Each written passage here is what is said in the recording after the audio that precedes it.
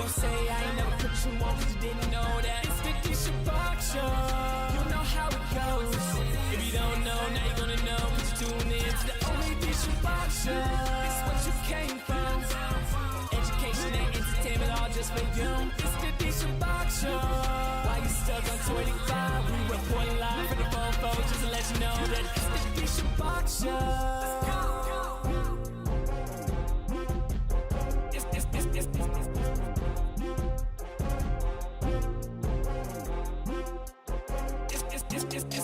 Shabach show.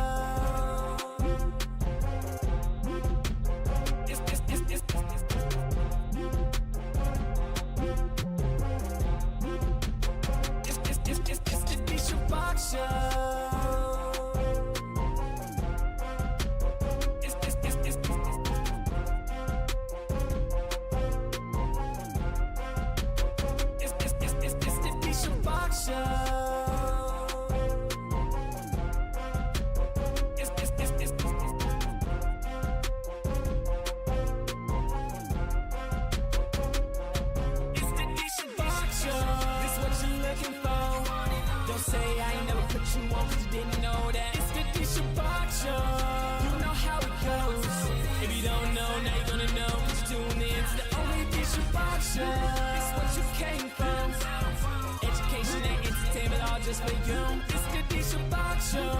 Why you stuck on 25? We reporting live from the phone just to let you know that it's the Shabach show. It's the Shabach show.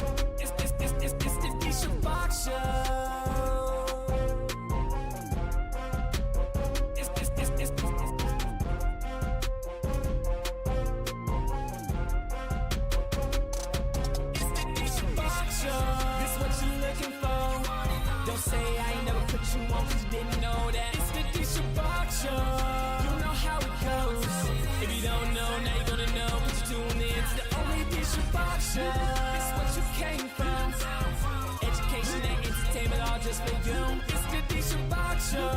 Why you stuck on 25? We reporting live from the phone just to let you know that it's the Shabach show. It's the Shabach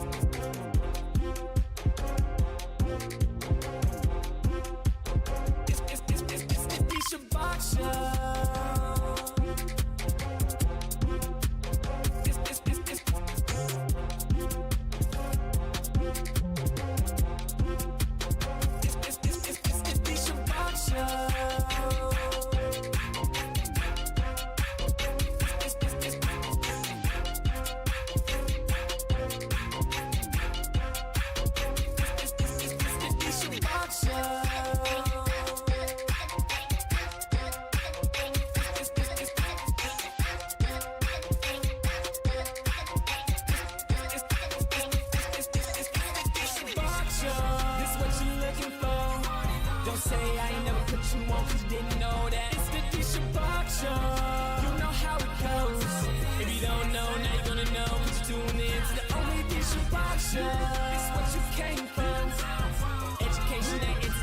Just for you, it's the Shabach show. Why you stuck on 25? We reporting live from the phone just to let you know that it's the Shabach show.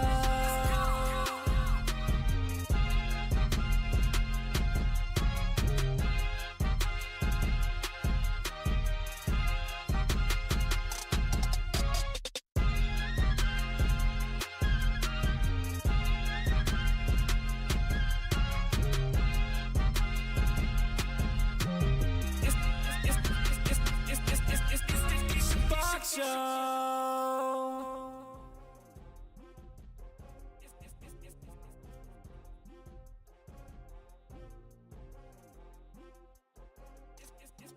the Shabach show.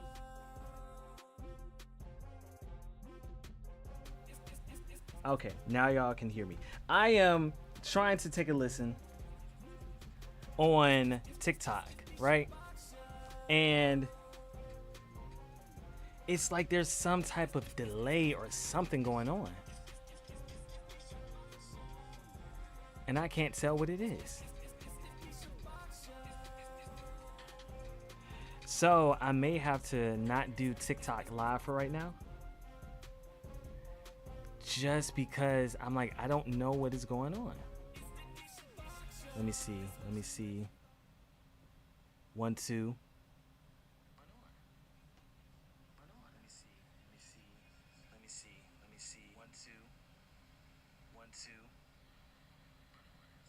All right, I'm a look.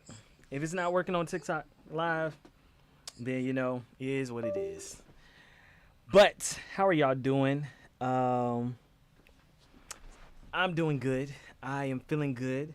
Hopefully, I still have y'all's attention. I get it. In the first 1 second, y'all be gone. If it, so, I get it. It's more than fine. Right now, it's a matter of just building up the audience. And right now, I'm really focused on the clips. You know, I'm doing the live streaming aspect just to continue to have, what's the word I'm looking for?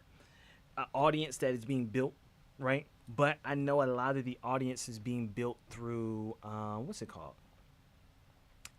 Through the clips. So I'm feeling good. It is Monday. I know everybody else is not necessarily feeling good on this beautiful Monday, but it is Monday, and we got the work day cut out for us. We're working, we're grinding. Yeah, so I feel good. The weekend has been an emotional roller coaster for me. I had 2 dates that ended up falling through. I'm like, I did everything I was supposed to. Hit them up the day before, try to get her, be like, hey, we good. One of them, both of them didn't reply back beforehand, but one of them had canceled 15 minutes before. The other one just didn't reply back at all. And so I'm like, well, dang, okay. And then there's about to be another date, but then it's talking on the phone for like 2 hours, and it was just getting complicated and weird. And I'm like, what, like, this is being overcomplicated, and I'm not about to put nobody's business out there, nothing like that. So then that fell through, but then yesterday had a good day. Went out on it was like a date and a half. One was a hangout, the other one was somewhat of a date. But anyway, I feel good. This dating stuff can put you really on an emotional roller coaster because you just don't know.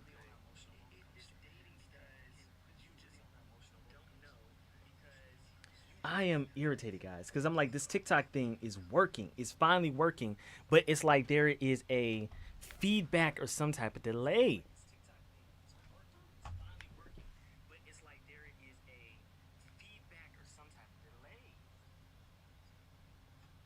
I don't know if it's my device or what's going on. Either way, we're going to ignore it. I'm gonna still pull it up so I can see y'all's if anybody is going to be in the chat or whatnot. But yeah, today I am feeling good. This weather has been putting us in an emotional roller coaster. Because 1 minute they're like it's spring and it feels like spring. The next minute it does not feel like spring. It feels like fall yet again. So I am ready to like really embrace this weather. But I always say, in Atlanta, I don't expect warm weather consistently until April, right? And April 1st is on Wednesday, and today's Monday. So quite frankly, I'm not really expecting it consistently until probably about mid-April. Maybe not even till May. I don't know. But I'm feeling good. We got some good topics in store for today. We're eventually going to get this audio stuff figured out on TikTok. It is bothering me so much. For those of y'all who know me, know that I'm a digital media specialist. So it's difficult for me to be the guy who is in front of the camera and behind the camera at the same time, because the perfectionist in me just wants to make sure everything is right and everything is smooth. I hate when I look at other people's content and I'm like, the audio could have been better, the lighting could have been better, the video could have been better, any and everything could have been better, and they just are not making it better. But it's about progression, not perfection, okay? Let's move on to the topic of the day. The topic of the day. Let's see. I want to make sure I click the right button. Yep, there we go. Topic of the day. Conscious rappers versus money rappers. Who wins? Who takes the trophy home? Conscious rappers versus money rappers. So I got this video from TikToker. His name is, or at least on social media, it's HQK. He does really great commentary on politics and on music. He really focuses on music. So let's take a listen to what he got to say. You talk about that a lot. People are like, why does Wayne talk about? And to give a little context, this video is responding to a comment. Even though he makes a whole video on this, he's responding to a comment that says, nah, I think Lil Russell was just a kid and only listened to mainstream stuff. Wayne has many songs that have deep messages and substance. So this was in correlation to Lil Russell going on a podcast and saying that he feels like Lil Wayne has not talked about anything deep in his music. Maybe there's a song or two, but out of all the songs, there's not that many. And I agree with him, but let's see what HQK got to say. Pussy monster shit. Ain't so much pussy talk, Wayne. I heard that. Wayne, there's a lot of pussy talk. Wayne say talk about pussy too much. What the fuck else y'all talk about? What you want me to talk about? The world? Like, come on, man. The world, Craig? The world, come on, man.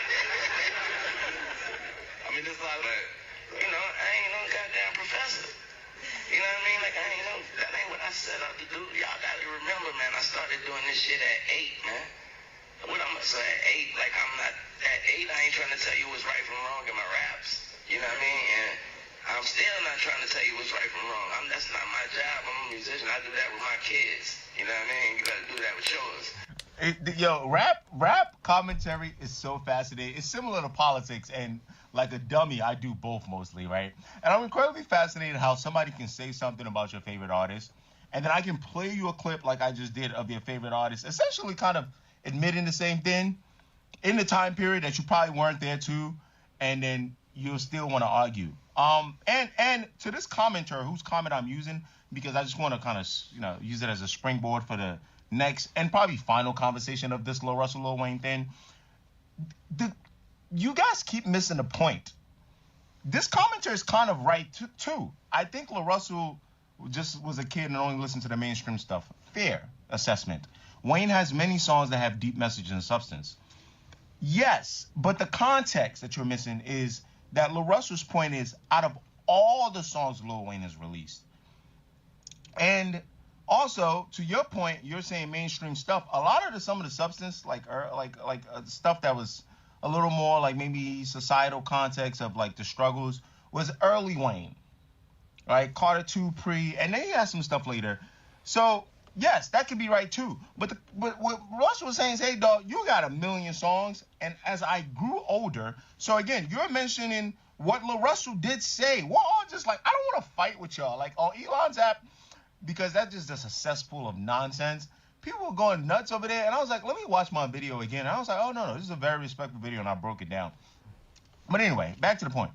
It's not a fight. This shouldn't be something that you need to like fight over, right? And like I try to have a lot of empathy with y'all because I was you. I tell you all the time, like I'll use Hove as an example, one of my favorite rappers, right? If not my favorite rapper, let's just call him that. 50 Cent I could use too, because I was a huge 50 Cent fan at one point. People critique Hove like, yo, I listened to Hove music and he was doing a lot of like what they call like fake radical, black radical shit. And then when I watched his career played out, he come on, Brody was more of like just a capitalist through and through.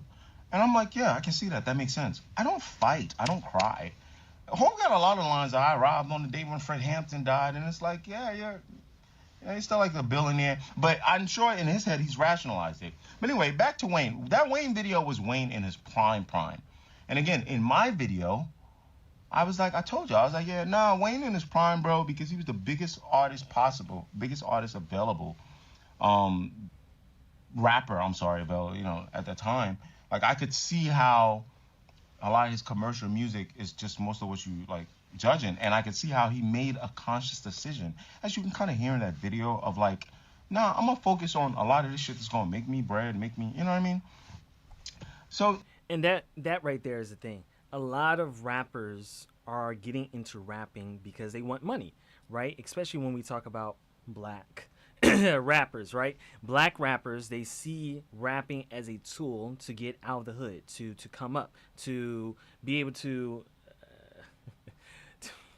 I gotta figure out a way to make sure that these messages don't pop up. Uh, they do it in a way to make sure that they're getting money, right? They're getting their family, they're getting themselves out of the hood, and etc. But you see that rappers like Nas and Kendrick Lamar and J. Cole, they oftentimes don't get the sales. They don't get that mainstream placement because they're talking so much about conscious rap, right? And even in our own community, because mainstream is white, black, Hispanic, whatever the demographic who is listening to the radio, who are streaming, right? But then you have a specific context with your hope when you're talking about conscious topics, right? As a conscious rapper, you will hope that in your black community, everyone is supporting you. But even in the black community, we saw that with Drake versus Kendrick, right? Drake is making all these pop hits, but Kendrick is speaking about reality and life and the struggles of black people and etc. So who was better? Who's the better rapper? Who's the better artist, right? Does sales make you a better artist, or does substance make you a better artist? I'm so fascinated why you guys like the people I will listen to are the people that were like, oh yeah, I mean, LaRussell might be right, but I don't want to hear it, and I don't want to hear it from him. I think that's like a better, like, upfront, honest answer, you know. But and you guys are naming like Wayne songs, and y'all keep naming the same 10 to 20 songs. Lil Wayne has damn near 20,000 songs. I'm not even kidding. From when he was a kid till now. And the last point is, a lot of what's plaguing Lil Wayne's new music now is because he leaned more into random punchlines and random topics. So as he's gotten older, as the world looks at him differently, they're looking for a lot more. And I believe he struggles with that. That don't make him any less of a GOAT. That don't make him any better. But I'm just telling y'all, like, someone like LaRussell or me, like, yes, a lot of what I heard when I was younger, I was like, yeah, this thing is fire. He's the greatest. And as I got older, and I'm supposed to grow with him too. He did a decent job, but I'm supposed to grow with him too. And Wayne's still interested in working. So I'm hearing the music, and I'm like, oh, you used to do a little bit elements of the old shit. I don't think, like, I'm so fascinated how much, like, vitriol this topic is getting. In my video, I guess maybe because I know a lot of y'all traps. I pointed out what blog posted it and who's associated with it, so y'all angry, like, whatever. But you guys know, I'm good at this internet shit. I'm good at this Stan War shit. Mostly because I was once you. The only difference between my generation that was once you is we was on the blogs. Kanye to the Two Dope Boys. So a lot of our shit didn't look this toxic. We didn't get to make videos. A lot of shit is like websites that people delete your stuff when you say crazy shit. So I feel like a lot of empathy. Like, I don't get angry. I will send y'all to the shadow room. But I'm so fascinated by this topic. Like, now I have Wayne's telling you, and you're still gonna argue with me and LaRussell simply because you can't grasp the concept of him saying, hey, I grew up, the music didn't hit the same because I realized he wasn't saying a lot compared to how much music he dropped. He said a lot on some songs. He said things that were substantial on some songs, but in comparison to the amount of music he dropped, it's not that hard, guys. This is very simple. You talk about that a lot. So people are like, why? Okay, so he covered the reason why I was going to just play a clip from his video, but HQK did a great job of pretty much expressing the nuance of the conversation.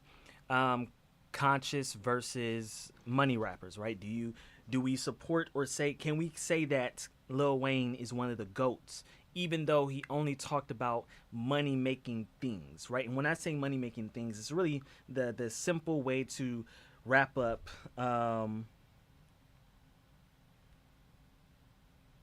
y'all can't hear me on TikTok. Okay. So when I say money making things, it's like basically the simple way of, hold on. I'm just so perturbed with this. I just want to make sure that this is right. All right, so we're going to do that. Let's see. Can I do this? And will that work? Default device out. I don't think that's it. I'm figuring this out as we're going along, guys. So bear with me. Cable. I guess y'all just not going to be able to hear on what you call it. This is bothering me so much, man. It's like TikTok be changing things all the time or whatever. I be wanting to just reset, restart. Let's start over. My God, man, maybe I need let me stop.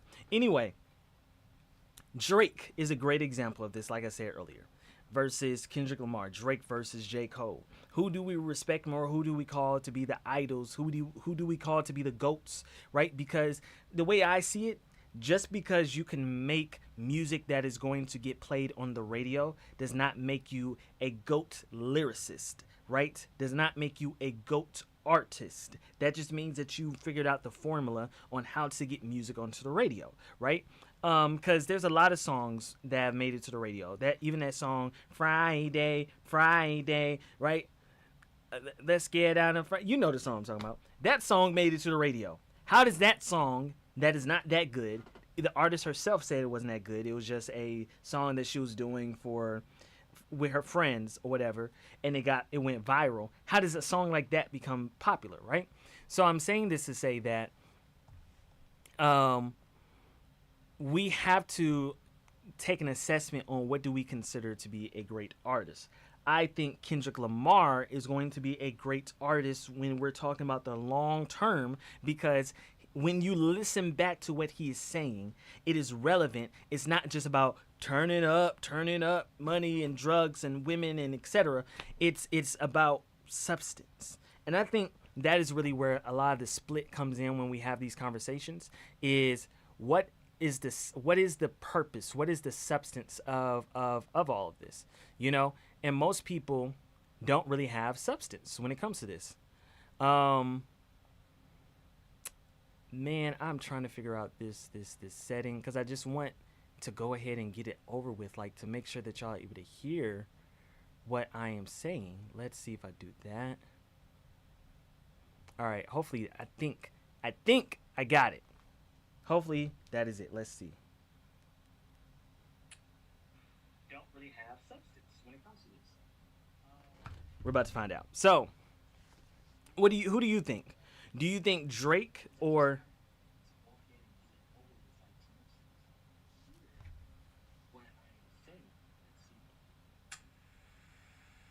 all right, hopefully I think I got it. Hopefully that is it. Let's see. All right. I got it. Hopefully. So who do you feel like is is going to be the better artist who do you feel like is going to be the better artist in the long term? Drake or Kendrick? Drake, J. Cole, Lil Russell. Well, right? Because this video was a few weeks ago. If you've been staying up to date, Lil Russell dropped a song that said even that guy was, because I don't want to say certain names and get whatever. Look at the original video, because it was basically saying, I know, I'm gonna go ahead and say it. Even Hitler, even Epstein, even Trump was God sent, and everyone was saying that's not what we mean by God sent. Did God create them in heaven? Yeah, and sent them to earth? Sure, but God sent simply pretty much means in our current society that God ordained that person to be sent, not that they were just birthed, but like God put faith, anyway. So I think J. Cole, Kendrick Lamar, Nas, a lot of these other artists are going to stand the test of time. Will Drake be able to say like, yeah, he beat a lot of records and etc. But Michael Jackson, who he has beat some of Michael Jackson's record. Even Michael Jackson was more conscious driven in a lot of his songs, right? Starting with The Man in the Mirror, They Don't Care About Us, even Beat It. A lot of Michael Jackson songs, if you listen to the lyrics, there's actual substance, right? We talk about Drake's God's Plan. I mean, Drake, he pretty much said God's plan on the chorus, and then everything else was just kind of right, what he was talking about. And that's fine. Drake is not a conscious rapper, and that is fine. It's just that Drake can only brag about streams, sales, and popularity. But Kendrick and J. Cole and these other artists are able to talk about, hey, I'm actually creating something that is going to last beyond me. Not just a sound, but lyrics, a message that is going to actually resonate with people beyond this moment of just turn up, right? Cool. Drake makes a lot of songs that you can turn up to in the club. But I would prefer for Drake to say, that is who and how I am, right? And there's a lot of artists who say, hey, I'm the turn up artist. I'm the twerk song artist. Like, I'd make songs for you to have a good time with and to drink to with, right? And there are other artists. Drake used to be one of them. He was the emotional artist, right? He was the one who was talking about the feelings and the women like Drake and et cetera, right? But then Drake started doing the gangster rap type stuff and blah, blah, blah. And then, depending on who you talk to, depends on what they like. Like some of the old heads, some of the OGs, they don't like singing, rapping Drake. They like rap Drake. And I'm like, well, you know, it's all different, but that's the beauty of music. Of eclectic music is that we are all able to share different types of music with each other and with your own self. You can have your music. I have different playlists for a reason. I have my conscious rap playlist. I have my turn up playlist. I have my country playlist. I have my trap playlist. I have my R&B playlist. I have my gospel playlist. These are all songs that make me who I am. So I think the conversation is kind of null and void if these artists can just say, hey, this is my lane, right? Lil Wayne can be considered a GOAT because he's made some nice songs for you to turn up to and that has some dope lyrics. And somebody else, Kendrick, can be a GOAT because he makes some songs that you could turn up to or whatever, but he mainly focused on doing conscious-driven songs. Same for J. Cole. So for me, someone who is an artist, someone who is trying to, you know, to get known out there or whatever, I realize I like making music that's just fun. I make some conscious music, and I was initially trying to make all conscious music with a few pop hits, but I realized I like making the fun music more. And that's okay. But I'm not about to try to put myself up there with J. Cole or with Kendrick, right? I'm like, I know my lane. I know what I like. I was a Drake music fan. I didn't know Drake personally, right?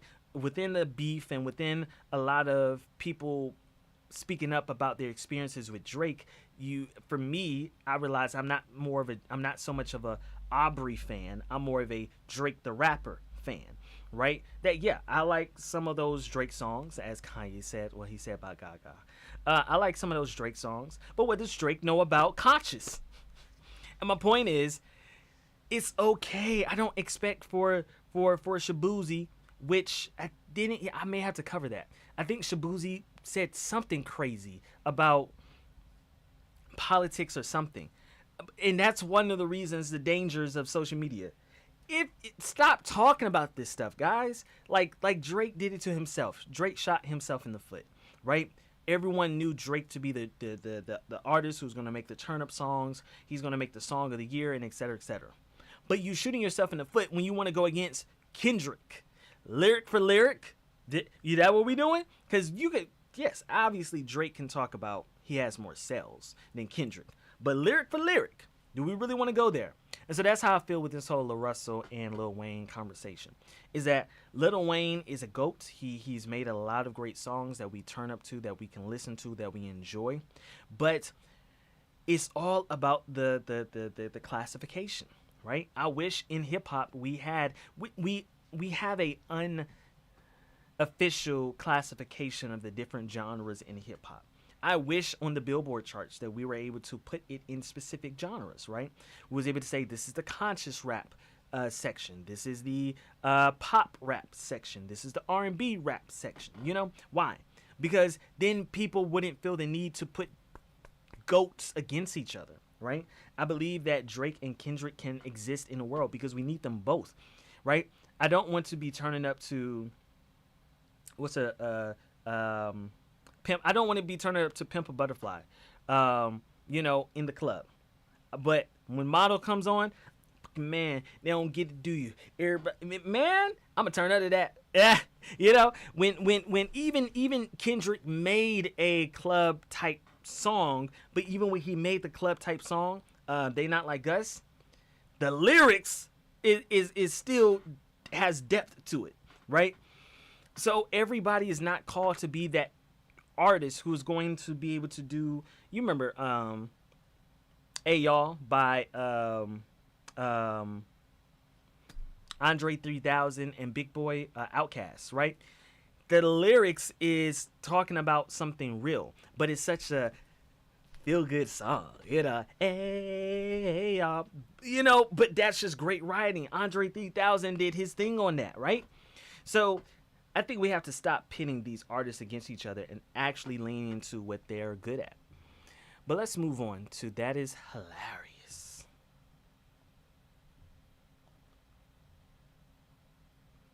I'm sure y'all have seen this young lady. Women are so ridiculous as people. One of the biggest mistakes we made was letting women have rights. Women usher in all of the bad things that happen in society forever.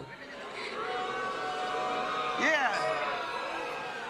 Fellas, these toxic podcast guys aren't here to help you. Their entire business model relies on keeping you alone and angry and buying their sponsor flashlights.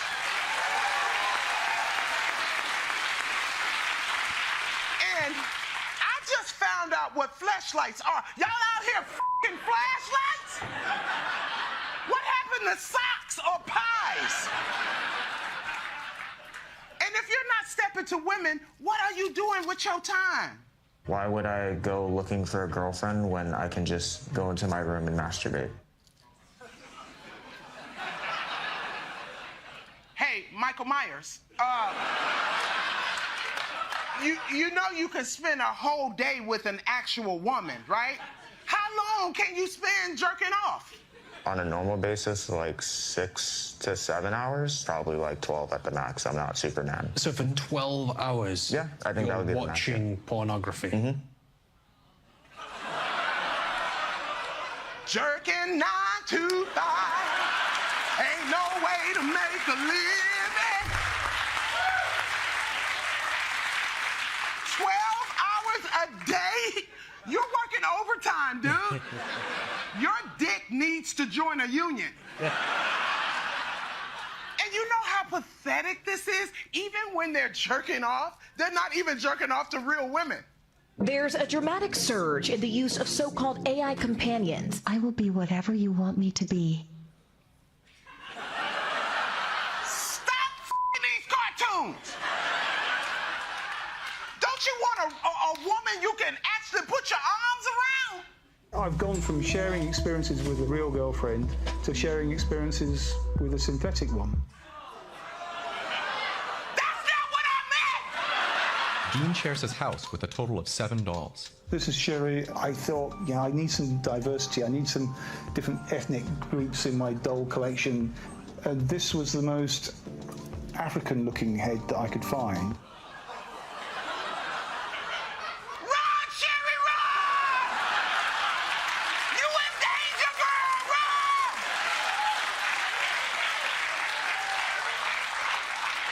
I love that he looked at his den filled with sex dolls and thought, I need more diversity. They're gonna start thinking I'm weird. Let me tell you, homeboy, I'm speaking for all the black women when I say, we good, homie. Women are so ridiculous as people. What? So man, when I saw that, I was just like, that is hilarious. It's interesting. It's very interesting, and I think these to approach these conversations correctly, you have to accept the nuance. Men are not right, women are not right. It's a human issue thing, and social media has made it 100,000 times worse, right?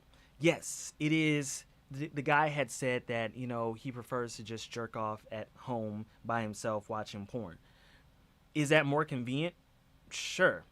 But it's nothing like being able to be in the presence of a woman that either she could just be a platonic friend or all the way to your partner that you're having sex with, right? It's something beautiful. And a lot of men have not experienced that because of whatever their circumstances, right? There's some men who are not victims of modern women and modern society. They're more so victims of parents who didn't raise them to be charming, charismatic, fun guys, right?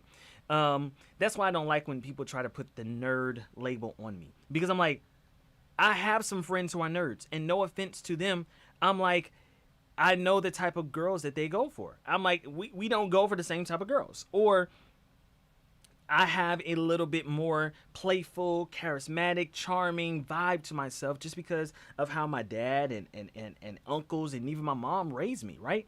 So it's interesting when you're approaching these conversations, and obviously this is funny commentary, comedy. Thank you, good lord, comedy. It's comical commentary, but the issue is, you're just showing the extremes and trying to put men under all of that. No. Is it sometimes healthier and better to just go ahead and wank one off? I love how the British people say wanking off. It's hilarious. If you've seen Sex Education on Netflix, you know exactly what I'm talking about. But it is sometimes healthier and better to just go ahead and wank one off than to, try to find a girl that you can have as a booty call, right? But then other times you need to actually push yourself. Yeah. And as bad as it may sound, as much unchristian and unchristlike this is, yeah, sometimes you need to have a booty call. You want to know why? It's because when you start becoming comfortable with just wanking off, that's your baseline. That's all you're going to settle for. Whereas once you experience a real woman, you're like, yeah, I'll wink off tonight, but tomorrow I need to get some. And then you start going through the dating experience of, do I just want women for sex, or do I want to actually engage with women and get to know them and date them and etc. And a lot of times when we're approaching these conversations, we approach it with whatever I don't agree with is just automatically wrong. When no, I need to understand you a little bit more. And I think that is the void that a lot of men are feeling, that they're not being understood and they're just immediately being labeled as a creep and a weirdo. Instead of having the conversations that we need to have that's actually going to help everybody. But let's move on to the next topic. Modern men feel like they're in a landmine. Speaking of, modern men feel like they're in a landmine. When I saw this video, it hit home because it is annoying feeling like no matter what you say, no matter what you do, no matter what you change, no matter what you stand strong on and keep your standards, you're never right. Being the modern man feels like walking through a field where the rules change mid-step. Speak, wrong tone. Don't speak, coward. Lead, controlling. Follow, weak. You're told to be vulnerable, but not messy. Strong, but not intimidating. Present, but not too much. It's not masculinity that's confusing. It's performance. And most men aren't lost. They're just tired of auditioning. Being the modern man feels like walking through a field where the rules change mid-step. Mm-hmm. Speak, wrong tone. Don't speak, coward. Right. So I'm gonna take it step by step what he said. So you speak, wrong time. You don't speak, you're a coward, right? And as someone who has been raised to be confident in thyself, it is very difficult to know how you're supposed to approach women, how you are supposed to approach circumstances, what you're supposed to say, what you're supposed to do, what you're not supposed to say, what you're not supposed to do. Any and every rule that a woman can come up with, there is another woman who believes the exact opposite. But the thing that I realize is, sometimes the women do know this about themselves. So instead of saying that, hey, this is just me, some women like to just go ahead and put it under the umbrella women. And I'm like, argue amongst yourselves. Stop bringing that towards me because y'all are confusing me. And then there are other women who they know, and they will lead with the fact that, hey, me specifically, I like this, I like that. I appreciate that because that is maturity. I am a man, but there are certain things that I'm not like the typical man, right? I don't play 2K. I'm more Call of Duty, right? Or I can go days without playing my video games if I'm going to spend it with my girl or a girl. Other guys, they can play 2K all day and don't care to spend time with their girls. I am not like most men, but I will lead with that. And I wish most women would lead with that and stop saying that, oh, women. And there are some women who love the idea of being approached at a gym. And in fact, part of the reason what motivates them to go to the gym is that they may find their husband or their boyfriend. Whereas other women, I'm just trying to work out. Leave me alone. So now I feel very uncomfortable when I go to the gym as a single man because I'm like, should I approach this young lady or should I not? Right? And you don't know, and you won't know until you make the approach. Now, here's what I do. Be respectful, right? Like, you'd be like, hey, excuse me, I don't want to disturb you. Just wanted to, you seem like you have a cool vibe. Just wanted to get to know you. My thing is respect the respect that I'm giving you. If you see that I'm approaching you respectfully, don't chuck me up to all the guys who are just being creeps and weirdos and they don't understand place and time. Because I'm being respectful, right? So honor the fact that I'm being respectful and be respectful back, right? So what he says specifically, if you speak, you are... I forgot what the word he used. You are bad. If you don't speak, you are a coward. I'm tired of these complications. So instead of me approaching women as if they are a monolith, can I approach women as individuals and you tell me your boundaries? You tell me what you like. You tell me what you don't like, instead of assuming that I should automatically know this. There are certain things that is common sense, right? I don't know. What is a common sense thing? It's common sense to compliment a woman to say that she looks nice, right? But then it gets a little nuanced. There's some women who love the word sexy. They don't think it's a bad word. There are other women who think it's a derogatory, objectifying word. I don't know. But if you see that I am just trying to be nice, I'm just trying to give compliments, give me grace and say, hey, I don't like that word, or you like it. Lead, controlling, follow, weak. Lead, controlling, follow, weak. Lead, controlling, follow, weak. You hear that, right? I've dealt with this. This has probably been one of the biggest issues I've dealt with, is that I was raised by both of my parents to have standards. You abide by principles, right? You don't just go in this world being careless and not knowing what you're doing. You are paying attention to your actions. Your actions have consequences. You should have a principle. You should have a baseline. For instance, I was raised to be on time. Were my parents on time? Hell no. And even right now, my parents are probably getting all offended.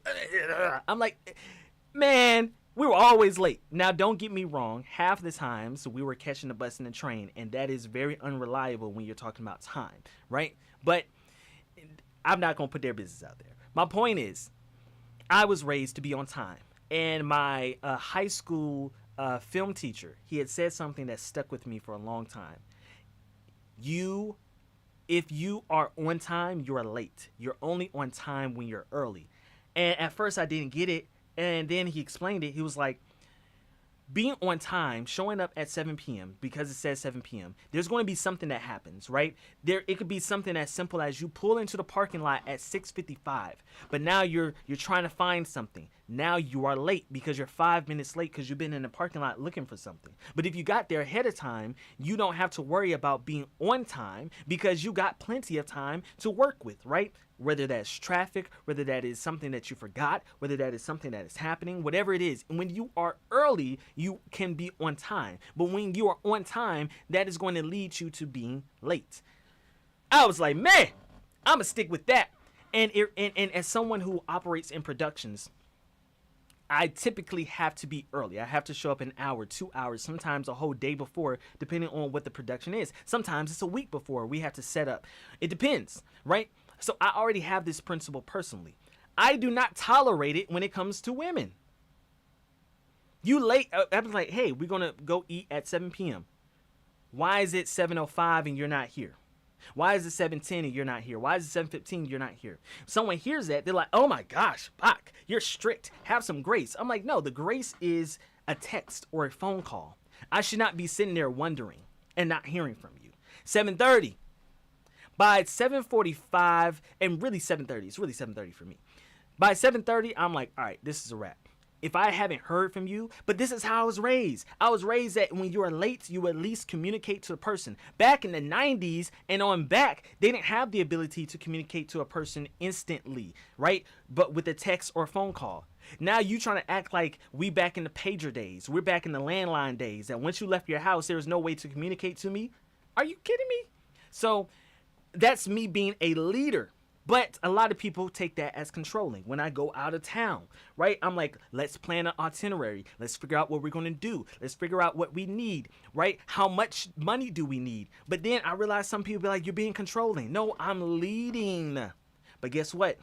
If you don't lead, now, if you're following, now you're considered weak. If I just say, I don't know, whatever you want to do, now I'm a weak guy. Do you know how many women be like, I always, no, a man needs to be assertive. He needs to tell me where we're going. He needs to pick me up. He needs to tell me what to wear. That's a real man. All right, I do that. I'm getting slapped. Girl, meet me, and don't get me wrong. Yes, tone matters. Hey, baby girl, listen. I'm going to pick you up at 6:30. We're going to go to this restaurant at 7. All right, I want you to wear that red dress, put on some nice heels, da-da-da-da-da. You don't tell me what to do. You don't tell me where I'm going. You didn't even ask me. You don't even know if I got an allergy or not. You don't even know what I like. You don't know what I don't like. And I'm like, you're right. That's why I don't want to. I want to ask you. Hey. What do you have any dietary preferences? Right? Like I can't even tell you what to wear. Right? I don't feel comfortable telling you what to wear. Only time I feel comfortable telling a woman what to wear is if I'm trying to let her know, hey, this spot has a dress code, or hey, I'm kind of trying to surprise you. I don't want to fully tell you what we're doing, but just wear something comfortable, right? And here's the thing. Most women say that they like that and et cetera, but I'm like, not for the first date, second date, or third date. Like, let's get into a relationship. Let's get to know each other before we go there. You're told to be vulnerable, but not messy. Strong, but not intimidating. Vulnerable, but not messy. Strong, but not intimidating. So vulnerable, I should let open my heart. But once I open my heart, now you see me as a weak man. I'm telling you that, hey, I felt that made me feel insecure when you did that or when you said that. Oh, you're weak. But then if I'm strong, hey, this is what we're doing. This is what we got. Da-da-da-da-da. Showing strength. Now you're doing too much. I don't know. You're giving me anxiety. Oh my gosh. Present, but not too much. It's not masculine. Present, but not too much, right? I've experienced this. Being at the table, it's like 3 couples. It was me and my ex and her friend and her boyfriend and right. And I'm like, let's talk. But now all the women want to call me sassy or doing too much or whatever because I'm speaking up and I'm being vocal. And I realize the other guys, they want to speak up and be vocal, but they already know the women that are there. And they're like, that ain't my... Shabach, I was trying to help you, but I'm going to stay out of this one. That's confusing. It's performance. It's not masculinity that is confusing. It is performance. And that's why I realized... I was talking to my uncle because he be trying to give me tips and advice on how to conduct with women and etc. And I was like, well, a lot of this really just goes to being yourself, right?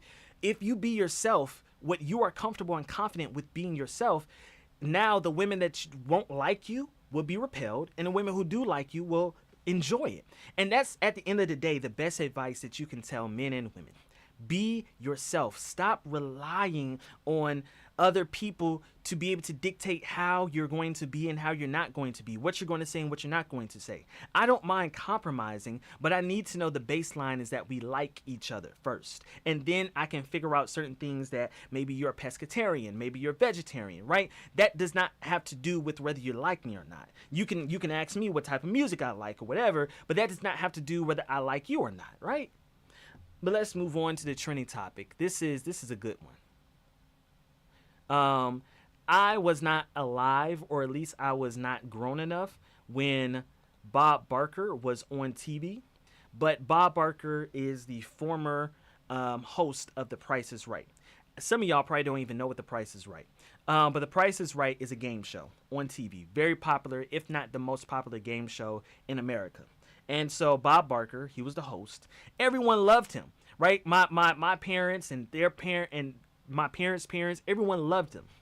I don't know if they love him anymore. Confide in me that Bob did mention if she had ever been with any other person that was black, that he would not be happy and that he thought they might have had some kind of communicable disease or something.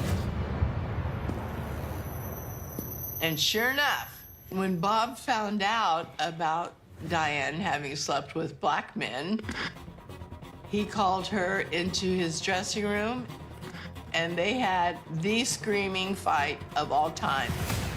He went off. The shit hit the fan. Oh my God. The whole set was dead silent, listening. And Diane comes out of Bob's dressing room and goes up the stairs, and Bob's assistant is running after her saying, "Diane, you've got to apologize to Bob." And Diane turns around at the top of the stairs. It's like the scene from Romeo and Juliet.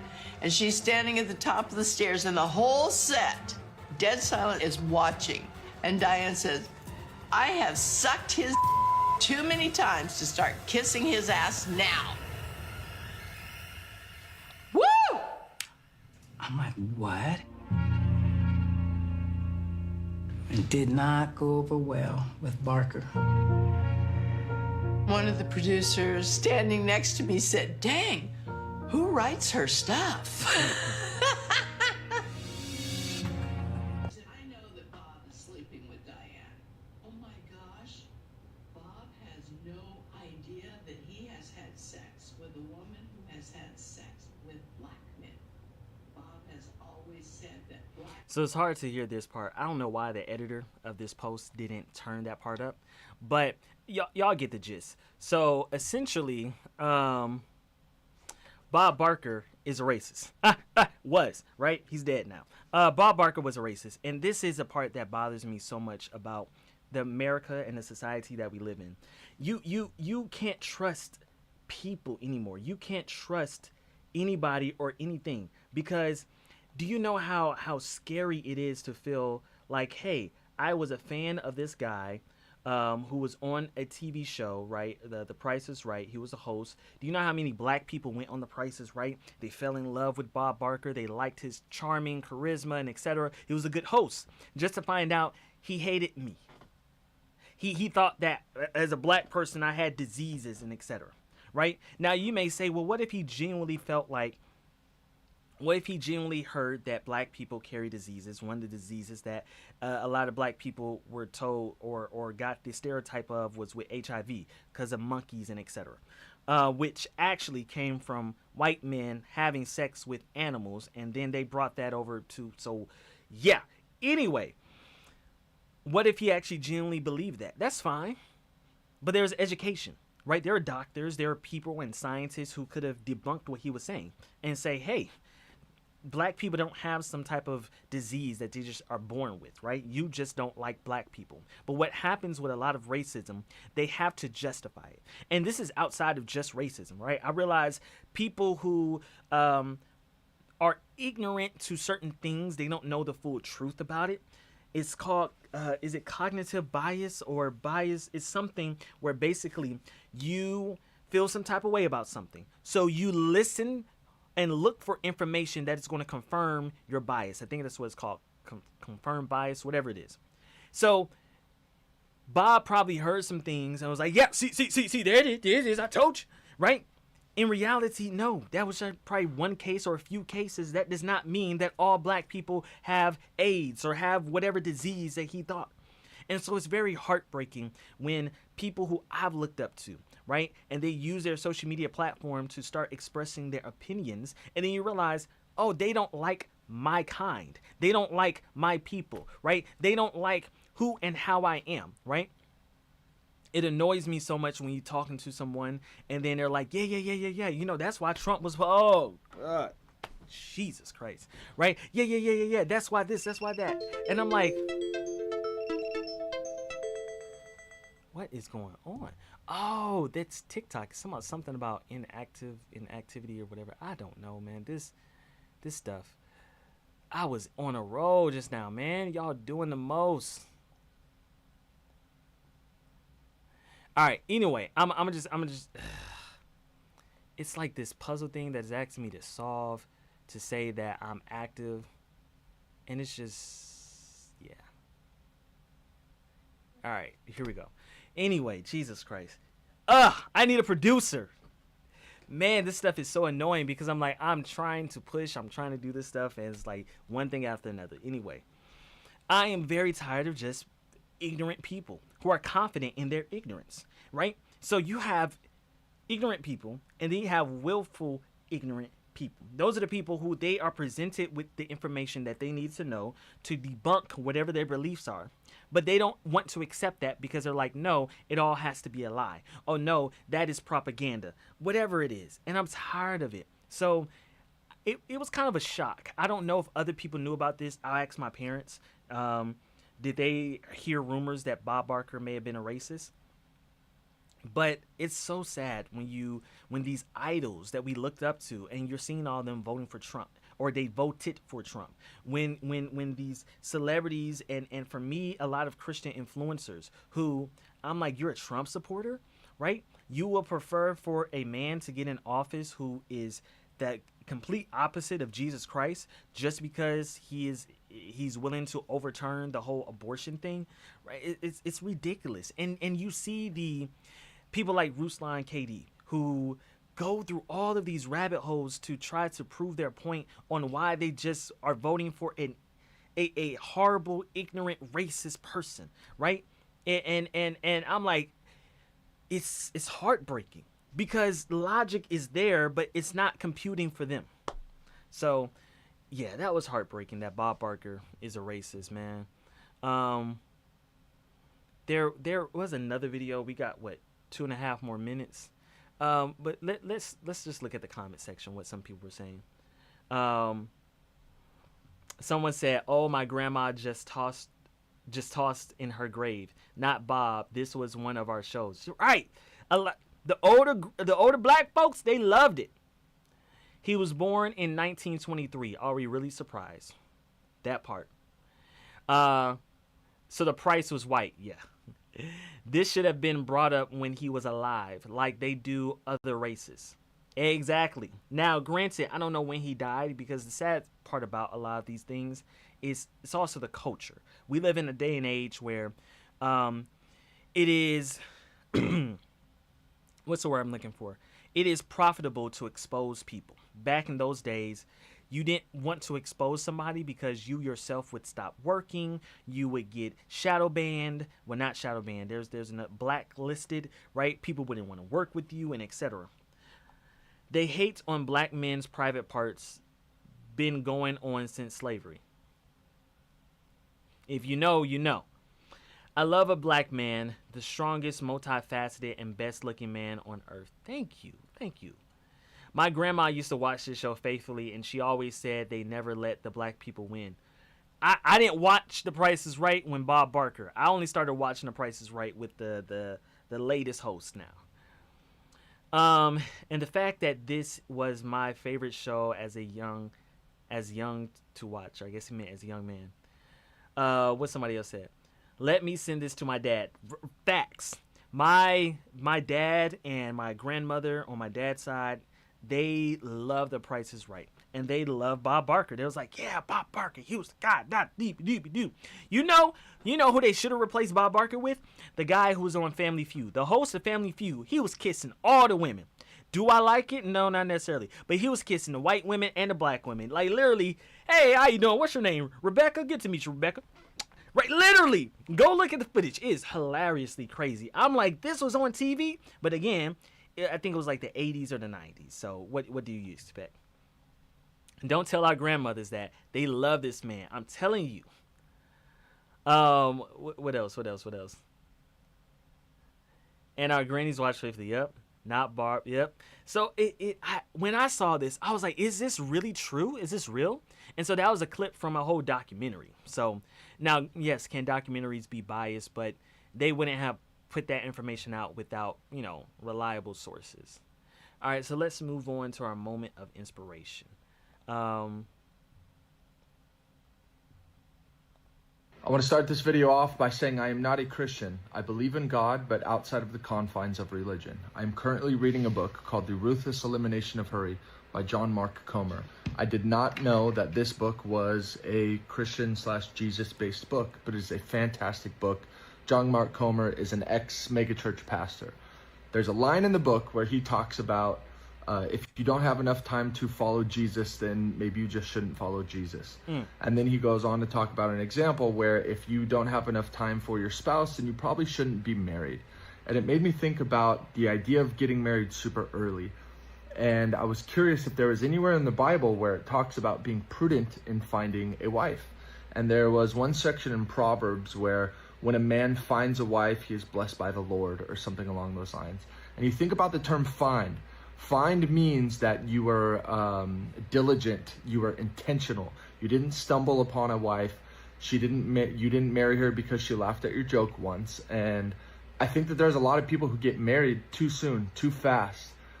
And I'm thinking about how poorly divorce is looked down upon within the world of Christianity and just in society in general. I guess it's more common now and it is less looked down upon, but like within Christianity, I think about people who get married and then they're stuck with this partner who they hate because they'd said that they would never get divorced in the church. But I'm thinking, did you do your proper due diligence? And I'm thinking, is there anywhere in the Bible that talks about doing proper due diligence? I am 35 years old, single income, no kids. I've never been married before. I have thought that I got close once or twice, but surely that was not the case. And now I'm sitting here thinking about how diligent I am being in terms of finding a wife and finding a partner and being diligent in the growth of myself. So it's just a thought in terms of like, if you're getting married or if you want to be married, be so diligent in the work that you are doing on yourself. Be so diligent on the work that you are putting into finding a wife. Don't get married because you're just bored or because you just think, well, it's time to get married and yeah, I kind of like this girl and we get along. Like, have you thought about the details of what it's like to spend the rest of your life with somebody else? Be diligent. Don't get married because you're lonely. Don't get married because you're bored. Be thoughtful. That's my thought for the night. I love it. So I 100% agree with him. Too many people, they get married for some of the most horrible and egregious reasons. And here's what I mean by that. You should not get married to someone because the church will only platform you in a status, right? They will only make you a pastor. They will only make you a deacon. They will only make you a leader if you are married. Absolutely not. You should not be getting married just because you are horny and you and this girl have been having sex and now you feel convicted by God, so let's just go ahead and get married. Absolutely not. You should be, like he said, you should be diligent about taking the time to learn who you are with, right? That's why a lot of people, they end up in casual relationships and just like, oh, it's no pressure. We're just vibing. We're just going with the flow. But they're not being intentional with that, right? Because eventually you're going to be like, damn, I'm 30, I'm 35, I'm 40. Maybe I should go ahead and marry this person. In reality, no. You probably should not have been with that person at all in the first place when you should have been using those years to dedicate in finding someone. And then here's the first part, find yourself. And I don't really like the culture of finding yourself being single, because most people go to the extreme with that, right? Finding yourself, it's not that hard. It's just about being intentional. You don't need a long time to find yourself. You just need to be intentional, right? It's similar to how I feel with dating. I don't want to put all this romantic energy and vibes to someone that we don't even agree on the same political view. We don't agree on having kids or not. We don't agree on where we want to live, right? I would prefer to get all of the tough questions out the way, so now I know how to compartmentalize you. Are you just going to be a platonic friend? Are we just going to be casual, right? But we're not taking it seriously, so we can both find the other person. Whatever your standard is, but I believe that we should be more intentional with finding first ourselves, right? Not taking such a long time, right? Even if you take a year is fine in relative to 5 years and 10 years that y'all been talking about.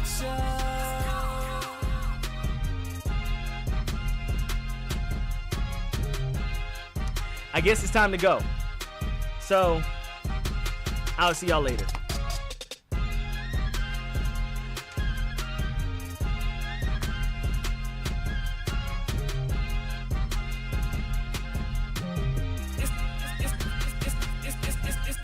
Shabach Show.